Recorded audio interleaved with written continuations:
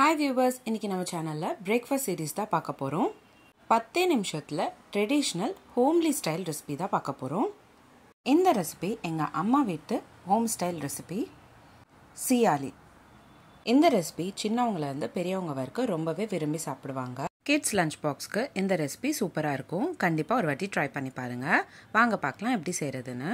முதல்ல ஒரு பேன்ல 30 ml போல எண்ணெய் சேர்த்துக்கிட்டு கூடவே அரை ஸ்பூன் கடுகு, ஒரு ஸ்பூன் உளுந்து, ஒரு ஸ்பூன் கடலைப்பருப்பு இது எல்லாத்தையும் சேர்த்துக்கிட்டு நல்லா ஒரு வாட்டி சாட் பண்ணிக்கோங்க. கடுகு நல்லா பொரிஞ்சு வந்தக்கப்புறம் 2 பெரிய சைஸ் வெங்காயம் நல்லா பொடிசாக கட் பண்ணிக்கிட்டது சேர்த்துக்கணும். இந்த ரெசிபிக்கு வெங்காயம் ஒரு தனி டேஸ்ட் கொடுக்கும். அதனால வெங்காயம் நல்லா பொன்னிறமாக மாற வரைக்கும் வதக்கிக்கணும். 5 நிமிஷம் போல் ஆகும் வெங்காயம்லாம் நல்லா வதங்குறதுக்கு. வெங்காயம் நல்லா சீக்கிரமாக வதங்கணும் அப்படின்னு நினச்சிங்கன்னா 1/4 ஸ்பூன் சர்க்கரையும் 1/4 ஸ்பூன் உப்பும் சேர்த்துக்கோங்க. வெங்காயம் வதங்குற ஸ்டேஜ்லேயே நம்ம உப்பும் சர்க்கரையும் சேர்த்துக்கலாம். உங்களுக்கு தேவைப்பட்ட இந்த ஸ்டேஜில் உப்பும் சர்க்கரையும் நீங்கள் ஸ்கிப் பண்ணிக்கலாம். அடுத்ததாக நம்ம கொஞ்சமாக கருவேப்பிலையும் கொத்தமல்லியும் சேர்த்துக்கணும். நல்லா பொடிசாக கட் பண்ணிக்கிட்டு கொத்தமல்லியும் கருவேப்பிலையும் சேர்த்துக்கோங்க. நான் இன்னைக்கு சொல்லக்கூடிய அளவு தாராளமாக 2 பேர் சாப்பிடக்கூடிய அளவு தான் நான் உங்களுக்கு சொல்கிறேன். இந்த ரெசிபிக்கு உங்களுக்கு 8லேருந்து 10 இட்லி தேவைப்படும்.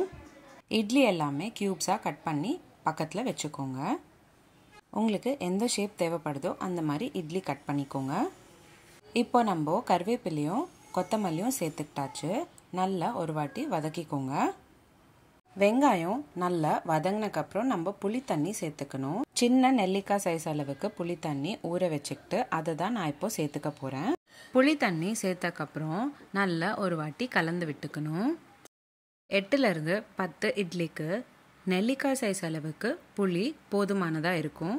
அதனால நெல்லிக்காய் சைஸ் அளவுக்கு புளி தண்ணி கரைச்சிக்கிட்டு அதுக்கப்புறம் நீங்கள் வெங்காயம் வதங்கினதில் சேர்த்துக்கோங்க. அடுத்ததாக ஒரு ஸ்பூன் சாம்பார் பொடியும் சேர்த்துக்கோங்க. கூடவே 1/4 ஸ்பூன் அளவுக்கு உப்பு கூட சேர்த்துக்கோங்க. நல்லா ஒரு வாட்டி கலந்து விட்டுட்டு ஒரு கொதி வர வரைக்கும் கொதிக்க விடணும்.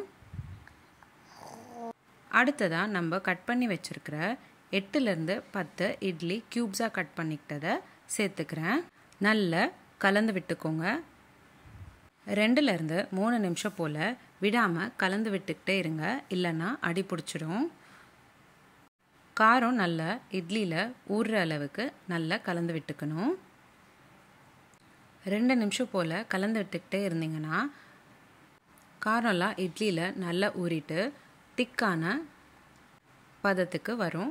இந்த ஸ்டேஜில் நீங்கள் ஸ்டவ் ஆஃப் பண்ணிக்கிட்டு சர்விங் பிளேட்டுக்கு ட்ரான்ஸ்ஃபர் பண்ணிக்கலாம். அவ்வளோதான்.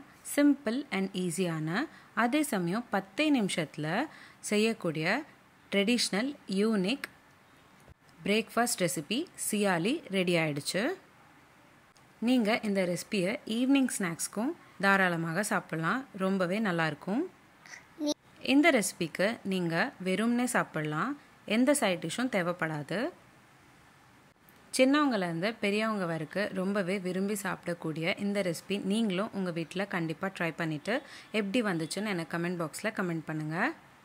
உங்களுக்கு இந்த வீடியோ பிடிச்சிருந்தா லைக் பண்ணுங்கள், ஷேர் பண்ணுங்கள். இதே மாதிரி டெய்லி ஒரு ரெசிபி பார்க்குறதுக்கு என்னோடய சேனல் சப்ஸ்கிரைப் பண்ணிக்கோங்க. இந்த மாதிரி நிறைய சீரீஸ் நம்மளோட சேனலில் போஸ்ட் பண்ணியிருக்கோம். Healthy pasta series, healthy breakfast series, healthy lunch box ideas, kids lunch box ideas, kootu series, kuzhambu series, rasam series, healthy starter series, healthy milk shake series, healthy ice cream series, தயிர் pachadi series, Andhra pachadi series, chutney series, no oil no boil series, gluten free recipes, இந்த மாதிரி நிறைய series நம்மளோட சேனலில் post பண்ணியிருக்கோம். Links எல்லாமே நான் உங்களுக்கு டிஸ்கிரிப்ஷன் பாக்ஸில் ஷேர் பண்ணுறேன். கண்டிப்பாக செக் பண்ணி பாருங்கள். இந்த ரெசிபி எப்படி இருந்ததுன்னு எனக்கு கமெண்ட் பாக்ஸில் கமெண்ட் பண்ணுங்கள். மீண்டும் சந்திப்போம் ஒரு சுவையான ரெசிபியுடன். தேங்க்யூ.